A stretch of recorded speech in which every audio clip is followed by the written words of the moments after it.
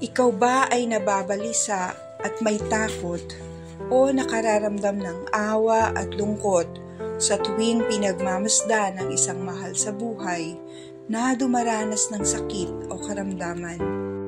Totoong mahirap, nagdudulot ng malalim at iba't ibang pakiramdam. Kasama na dito ang kaisipan ng kawalan ng magagawa para sa kanila. Sa mga panahong ito, maaari tayong humanap ng aliw at lakas sa pamamagitan ng pananampalataya at pananalangin sa Diyos. Sa aklat ng Jeremias, Kabanata 17, Talata 14, Yahweh, pagalingin mo ako at ako'y lubusang gagaling.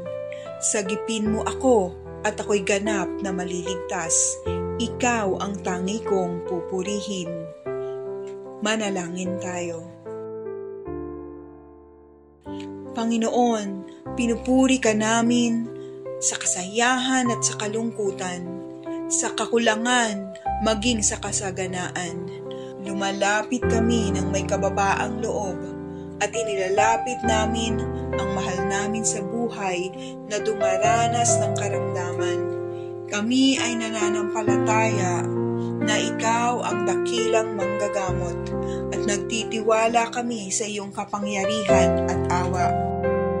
Panginoon, nauunawaan mo ang sakit at paghihirap ng kanilang nararanasan at ikaw lamang ang may kapangyarihang ibalik ang kanilang kalusugan.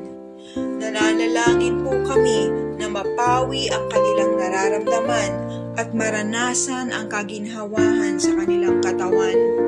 Nagsusumamo po kami na ipagkaloob po ninyo ang pisikal at emosyonal na kagalingan sa aming mahal sa buhay, na sa kanilang hirap o sakit na pinagdaraanan ay makasumpong nawa sila ng kagaanan ng katawan, kapayapaan ng isipan at katiwasayan ng puso.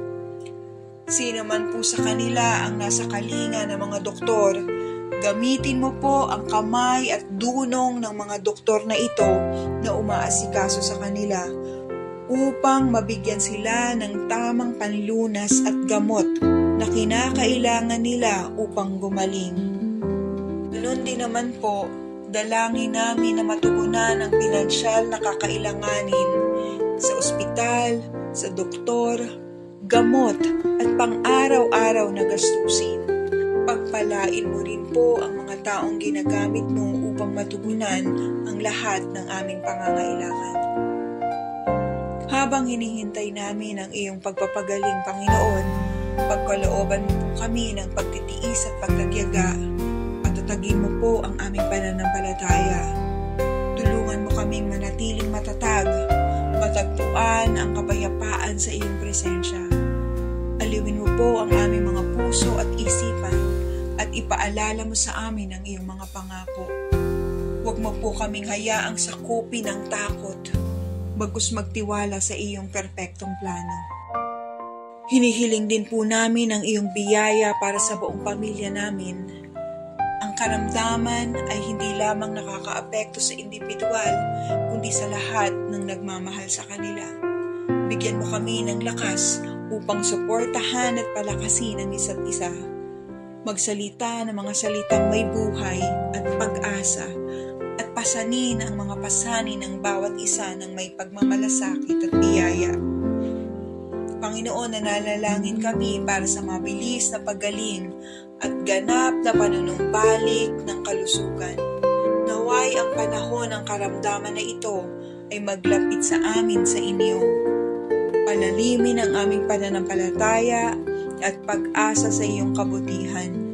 Hayaan mong maging patotoo ang hamong ito ng iyong kamanghamanghang kapangyarihan at walang hanggang pag-ibig. Pinagkakatiwala namin ang aming mahal sa inyong mga kamay. Naniniwalang ikaw ang may kontrol at ang iyong pag-ibig para sa kanila ay hindi matutumbasan. Salamat, Panginoon, sa pakikinig sa aming panalangin. Nagtitiwala kami na sasagutin mo ang aming panalangin ayon sa iyong kalooban at kabutihang loob. Sa pangalan ng Panginoong Hesus, dalangin namin ang lahat ng ito. Amen.